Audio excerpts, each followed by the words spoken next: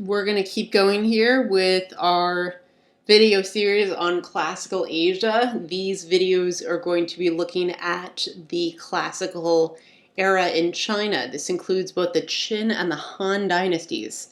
So, if you remember a little bit from period 1, China was experiencing some pretty significant turmoil during the Zhou dynasty.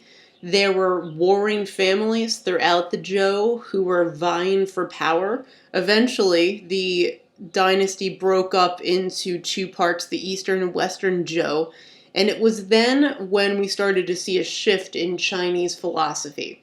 So in the earlier years of Chinese history, their religion was not unlike some of the other ancient religions of some of the earliest civilizations. Closely tied to nature, we describe this religion as animistic, meaning they're believing in natural objects. They also believed in ancestral worship, and they also believed in a practice called shamanism. Shamans are priests, and they served as connections between the living and the dead. So their beliefs were still relatively simplistic, not unlike many of the other ancient societies. But one of the major things that we see evolve in China during the classical era is the religions become much more concrete. There are three major religions or belief systems. Some of them also have secular practices that we should be clear about. And these are all going to evolve during this era. Confucianism, probably the most significant, Taoism, and legalism, which does not last particularly long, but we should still be familiar with it. So again, I just want to clarify that we talk about these actually more like belief systems and ways of life, and they're not necessarily entirely religious. And that will make more sense as we move on here.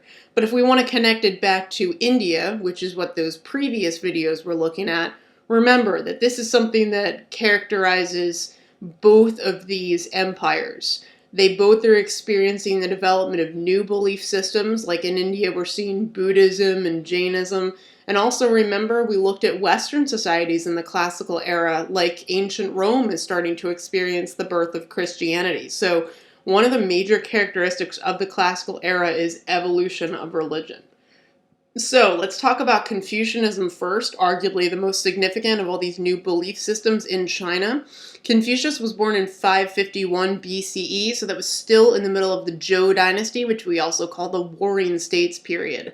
Now, he was born, even though he worked for the Chinese bureaucracy, he did not have very much money.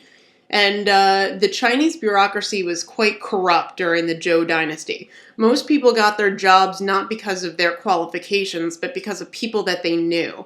And over time, Confucius actually, when he was working for the bureaucracy, was able to develop more of a belief system about what the individual's relationship to the state should be. And eventually he experiences a falling out with the local powers in his state.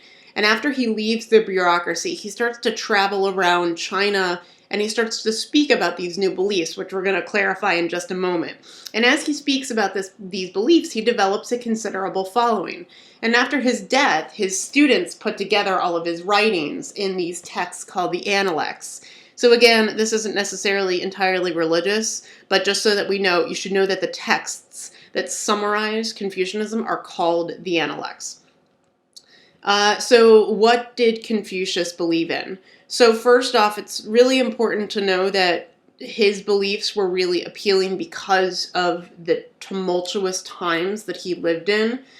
The Warring States period meant that there was a lot of conflict between rulers, a lot of instability, and Confucius believed in respecting tradition, respecting social hierarchy, and so that kind of stability that he called for was attractive to many people. He also had many ideas about what people's behavior should be in their day-to-day life. So again, this makes Confucianism less religious and more just about practice. He was not emphasizing worshiping a specific deity, but rather, this is how you live your life.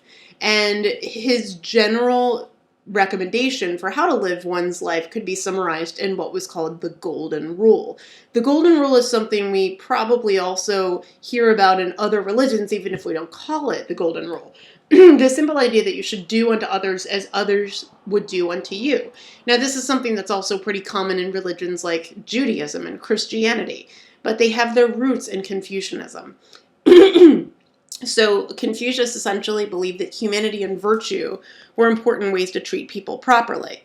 And Confucius's teachings and values are really significant because they affect the Chinese way of life more than any other philosophy, and it's still important in 21st century China. That's why I included this image below. I took this in 2008 when I was visiting schools in Beijing, and I just thought it was funny that you see Confucius, this ancient philosopher, with two students following him, one of which has a laptop and the other one seems to be taking a picture with a cell phone.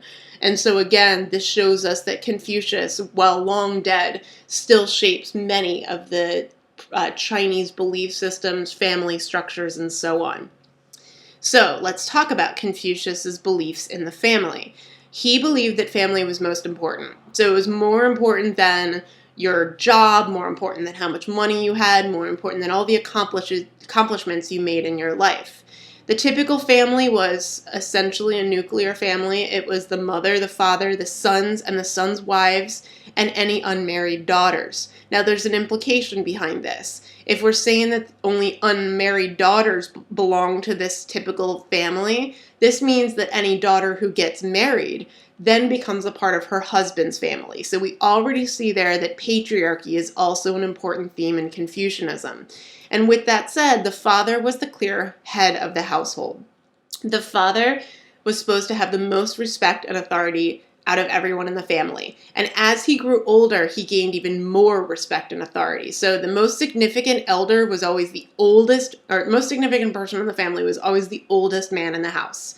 His job was to maintain family affairs. So he arranged the marriages of his children and grandchildren. If he was in the upper class, he also made important decisions about where his son would go to school and what his future job would be. And we tend to call this role filial piety. And so what this essentially means is that it is the duty of family members to subordinate their needs and their desires to the male head of the family. So filial piety literally means religiousness, right? The idea is you always believe that your father is most important. So women in Confucian practices, just like in India, just like in many of the classical societies, they were meant to be subservient to men. They were not often educated. They had very few rights. And they were subservient not only to their husbands, but also to all men. So this also means that even sons had superiority over their mothers. Now, mothers and mother-in-law still gained great respect, but they were still seen as inferior. And if you were a daughter and you were married, then you would join your husband's family and you were treated essentially like a servant. This is important because there's going to be a future legacy for the subservience of women. We don't talk about this in the Qin or Han dynasty, but one of the cultural elements that we associate oftentimes with female inferiority in China is the practice of foot binding, right? So we're not going to go into detail about that, but foot binding shows us again that there was a deliberate effort to make women seen as sort of helpless and ornamental to their husbands, and one could say that these roots could be found in Confucianism. Now, Taoism is another important belief that evolved in the classical era in China around the same time as Confucianism. It's also spelled, just so you know, with a T sometimes, so just Taoism, right? So in case you see it spelled that way, it's the same thing. It dates back to the 500s BCE, so that's also the Zhou dynasty, the Warring States period, and its founder was Lao Tzu. We see him here. He also was called the Old Master, and he also had a text where his teachings were collaborated. It was called the Tao Te Ching. So, all right, you should probably at one point as you're studying these, write down what the classic texts are for all these religions, right? So the Tao Te Ching, that is the text for the Taoists. And these also were put together by Lao Tzu's students. Now, the Taoists believe that in order to achieve happiness and wisdom in your life, you have to follow the Tao, which is another word for a path. So what you did in this Tao was you were meant to renounce all of your worldly ambitions, and you were meant to seek harmony with nature. Now, the key symbol that's associated with Taoism is the yin and the yang, probably something that you've seen before. And the yin and the yang is meant to represent balance. The goal is to achieve just as much yin as you achieve yang. Yin is meant to represent the more feminine or submissive side of life, and the yang is meant to represent the more masculine side. And keeping those two sides in balance is key. Now, Taoism was very attractive to Chinese peasants, partly because there was a clear connection between natural forces and the land, and also the idea was that the path, the Tao, was something where you rejected a lot of those worldly ambitions and wealth. You could kind of think of Taoism as attractive to the peasants of China, just in the same ways that Buddhism was attracted to the lower castes in India. Medical doctors were influenced by Taoism because they believed that in order to cure sicknesses, you were meant to restore a natural balance in people's bodies. Poets also wrote about the importance of achieving harmony with nature, so they were influenced by Taoism. And architects also were very much influenced by Taoism because they built structures that were meant to be integrated well with their natural surroundings. And then the last new belief system that evolves in the classical era was legalism. Now, unlike Taoism and Confucianism, this one does not really persist throughout the ages, but we should still know that it existed and evolved during this time and why. So it's very different from Confucianism and Taoism, mostly because it's seen as very strict and harsh. So it actually does not talk so much about the meaning of life and relationships like Taoism and Confucianism does, but instead it dictates what human behavior should be. It believes that, in general, human nature is bad, right? So it needs to be controlled, and the way that it is controlled is through a strict system of laws and punishments. Legalists also believe that citizens should not have particularly esteemed positions in society or good jobs. They believe that people should be farmers and soldiers. So legalism did not emphasize sophisticated education. One of the other reasons why legalists believe that most people should have jobs like that is because these jobs were occupied by people who were subordinate to the leaders in society. Legalists also believe that people should be discouraged from becoming teachers, merchants, poets, or artists. Teachers could obviously challenge intellectual beliefs by asking questions, and merchants and artists and poets, well, merchants could obviously make money, which was something that legalists discouraged, and poets and artists express themselves creatively, and it could also challenge the strict nature of legalism. There were two founders of legalism. Their names were Han Fei and Li Si. And legalism had its appeal during that time, partly because the Qin dynasty did have a very harsh ruler. We're going to talk about him in just a moment. And so there was some definite violence that was associated with the Qin dynasty. And so people who were attracted to legalism were ones who wanted more stability.